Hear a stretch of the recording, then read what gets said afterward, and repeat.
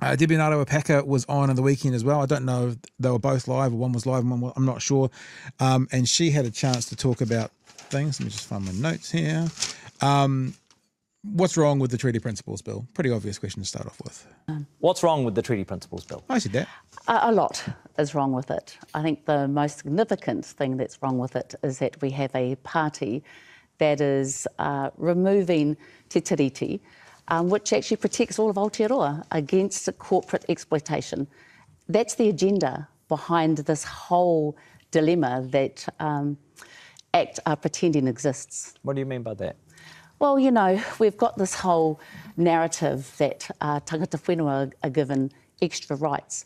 Those extra rights absolutely are afforded because we are Indigenous, but everyone else gets to be consulted in kaupapa. And if you were to actualise what exactly, you know, how we utilise te tiriti today, and I can only reference to, you know, me and seabed mining and Taranaki, NGOs, you know, Greenpeace, Chasm, everyone else who are non-Māori also get consulted. Yeah, it's a really strong point.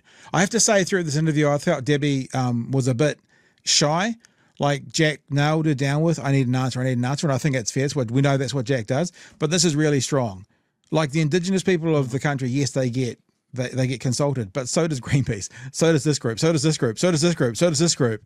So when David Seymour, as Chewie said last time, says like the RMA and building this and building that, well, if it was, for example, near a wetlands, yeah, DOC would probably be, or Greenpeace would probably also be consulted, not just Māori, but all we ever talk about is just Māori. So we'll keep going. You know, Greenpeace, Chasm, everyone else who are non-Māori also get consulted and get to engage. We're not given any extra rights to participate, but we are recognised because we are tangata whenua, we have those Indigenous rights. And of course, half the signatories to the agreement we're talking about. So of course, you don't get to speak into my mortgage agreement with my bank. My bank is half, I am half. I talk to them about my contractual agreement. You don't get to talk to my bank about my contractual agreement. Māori are half the signatories. The Crown is the other half. So yes, there's slightly different rules or different expectations or different outcomes from that. So be it. And they are the last legal bastion that we have to protect all of Aotearoa from corporate exploitation. To be totally clear, do Māori have more rights than non-Māori New Zealanders? Māori have rights. This is the part where, you know, we call a spade a spade. Debbie fubbed this a little bit. She should have been straighter. Te whenua, because we're Indigenous. And so those are more rights, right? I think those are more also responsibilities and obligations. But if we were to talk about it in a legal reference, and I can, again, only reference to seabed mining, we had NGOs, we had Greenpeace, we had the fishing sector, who are all non-Māori.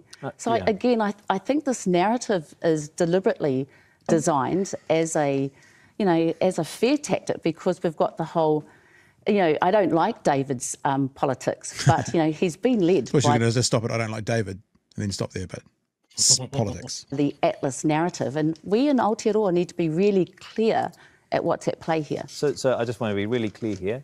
You're Māori, I'm not Māori. Do you have more rights than me in New Zealand? I have more obligations, and I think I also have more rights with those obligations. So you do have more rights. Yeah. And I guess that's also really incumbent on me to manaaki and look after Aotearoa, and te tiriti is. It's such a this hasn't finished. I'm just thinking of this as we're watching it. It hasn't finished, this clip, but it's such an interesting question, and I don't think it's necessarily loaded from Jack, because, you know, he does this with everybody. Ask him the question. We respect him for that, as you've just seen with David Seymour. But I wonder if the answer is, if we have any more rights, or the more rights that we have are tied in contractually. They're contractual rights that you don't have because you're not in that contract. You know what I mean? Like if it was explained in a way that's going, any rights or whatever that Māori have that non-Māori don't have are the rights that have been signed on to within the treaty, but nothing more. Within the contract, but nothing more. Just like all the rights you've got with contracts you've signed are yours and your employers, or yours and your banks, or yours and your car loans, whatever, and no one else. And those rights within there are that because of that contract and nothing more. It's not like all of a sudden Māori can drive 100 in a 50 zone. You know, there's not like just arbitrary rights. They're based around the agreement. Does it make sense, Chewie? I'm just thinking this as we're talking. Yeah, absolutely. And like, when she was talking about being consulted with other groups, you often see them referred to as stakeholders. So there's consultation with stakeholders, and those stakeholders will be, generally speaking, tangata whenua will be one of the ones that are there among other stakeholders, other landowners, people downstream, environmental groups, that sort of thing. So yeah, she's correct to identify that.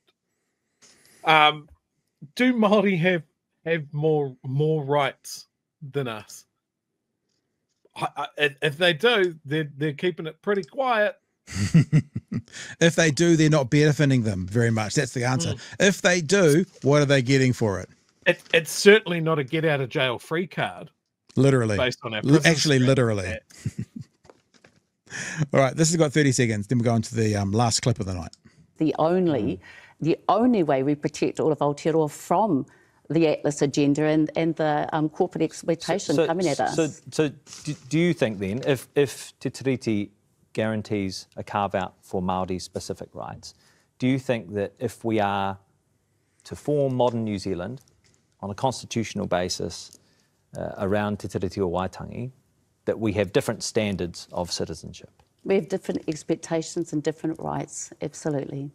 There you go. That was when I said Debbie flubbed that. It's no disrespect, but that answer she gave at the end, she could have given 2 minutes earlier. That was just and when you're trying to find the answer, I don't know if you're trying to find the answer. When you're trying to find an answer, it sometimes looks like you're avoiding the question, but got there. Yeah, Chewy, sorry. Yeah.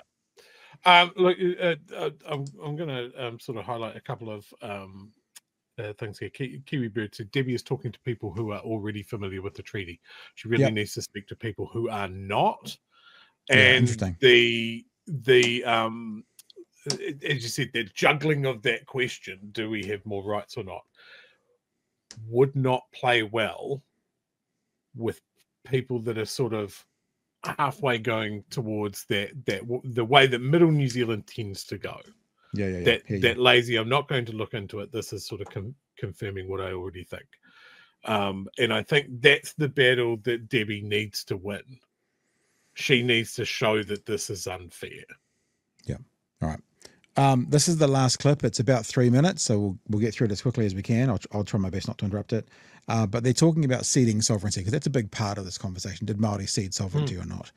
And so let's have a look. So you say that Māori didn't cede sovereignty. What do you mean by that? If we are to take Te Tiriti in the most literal form, as you argue, what does that mean for New Zealand? Well, there are two sovereigns, and neither of them were Atlas or Act. There are two sovereigns that have enacted. Did you get that? Two sovereigns, and neither of them are Atlas or Act. It's pretty good. I quite like that. And signed Te Tiriti, the sovereign being the Crown and the sovereign being the sovereign of the hapu and the iwi. Those are the parties. Those are actually only where Te Tiriti should be discussed. The others, so what does that mean though for modern day? So does that mean we can't have two countries within Aotearoa? Well, we have, again, two sovereigns. Māori never ceded sovereignty. And again, if the hour, the minute, the second before our natural development was interfered with, what we had is Māori determining their self-determination. And we had those who arrived, who weren't doing well, who had to be actually looked after and looked after by their own sovereign. Now how that, I guess how that manifests into a natural sense isn't a discussion you and I should be having about rangatiratanga. It's a discussion that Aotearoa should be having. Yeah. No, it's not an argument, it's an opportunity. And Mātiki Mai absolutely extends on that opportunity. Right. That's what we should be discussing. That's the contemporary. And I'm excited if we can go down there. Instead, what we have is we're having to defend our existence. We're having to defend our rights and pretend that the last 183 years or so didn't exist. What we've got is a party that David represents that supports having the Te Tiriti settled, and in those settlements, the Crown apologises and acknowledges that it needs to do better in honouring Te Tiriti. Now we've got a party, again, for a whole agenda to allow corporate exploitation in Aotearoa. This isn't an agenda. It's a good. Sorry, I don't mean to be the analyst here, but it's a good. The protection of corporate development and overtaking of New Zealand is only the treaty.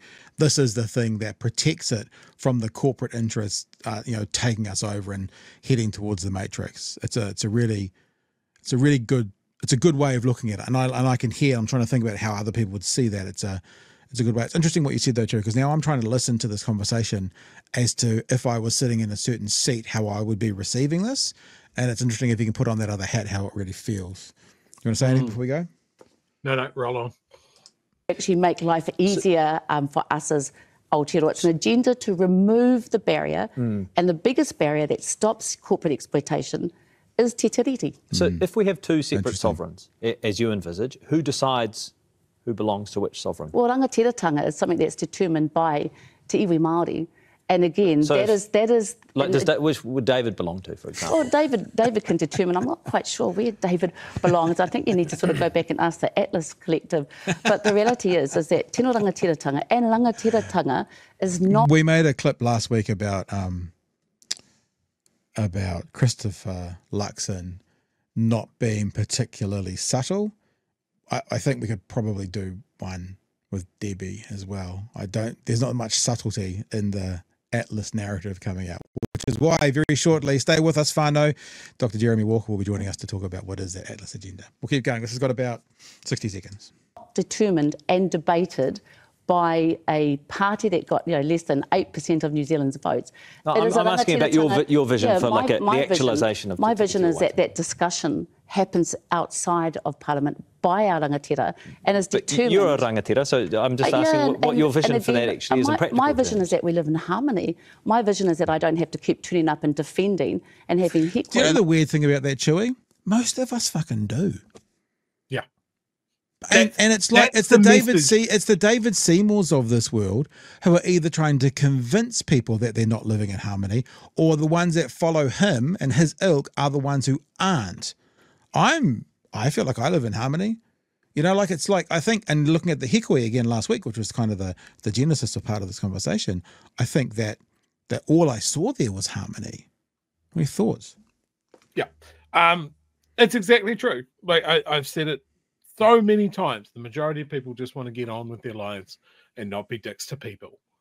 This is the thing is the people that are angry about Māori, people that think they're getting one over on everybody, that they've got all of these advantages, that they get millions and billions of dollars out of the government when it's laughably always when you ask them how much money they're getting, it's laughably off base with how much they're getting. That sort of thing. They just don't understand. Most people just want to get on with it. Like someone in the chat was earlier commenting that they'd had a conversation with two older ladies in an Ashburton op shop, and they don't like this bill. They don't think it's necessary. Sheesh, Ashburton, bro. Ashburton's nearly as bad as Timaru, isn't it? I've heard. I'm just saying.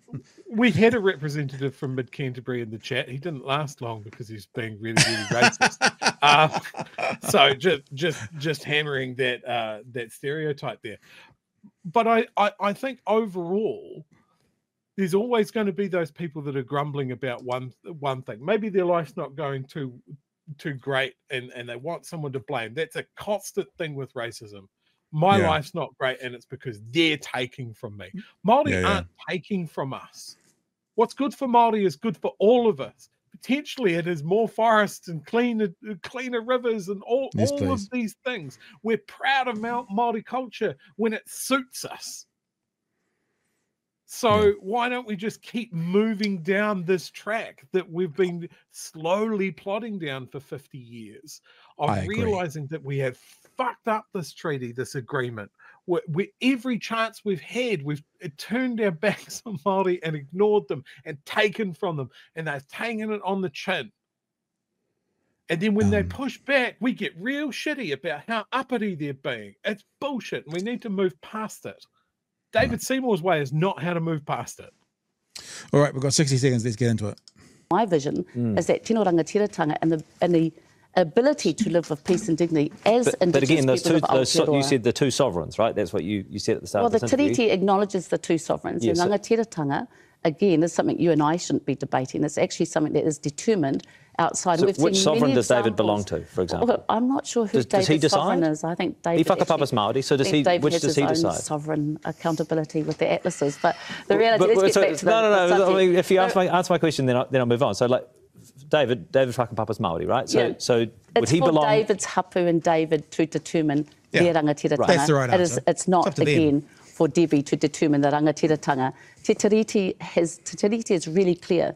The articles are really clear. And if David wasn't tinkering, particularly with Article 2, with tino rangatiratanga, it is not determined by kawana. It is not determined by politicians, and it's not determined on a show like you and I are in today. It's determined by te iwi Māori. Okay. There you go. And just to wrap this up, that's the end of that clip. Just to let you know, see, this is what our printer does, Joey, to go onto our shirts. Nice. That's the size of it. That's the new design. And if you're interested, bhnshop.nz with all those colours that are there. This is one straight off the printer, just now been printed. All right. Yeah. Do you want to say anything to that, Chewy? No, I think she finished strong there. There's another one. Yeah, I think like there's some in the chat that are really flying the flag for some just really outdated concepts of what Māori are to this country. You know, Māori aren't indigenous; they colonized the Moriori and ate them all. It's just like, this is what I talk about when David Seymour says we need to have a mature discussion about what te tiriti means in a modern New Zealand. I agree with that statement. Do I think the majority of this country are ready for that discussion? And I mean, have done the fucking work, have listened. Have you done the required readings to be able to turn up to the exam? No. Yeah. No, we're not there.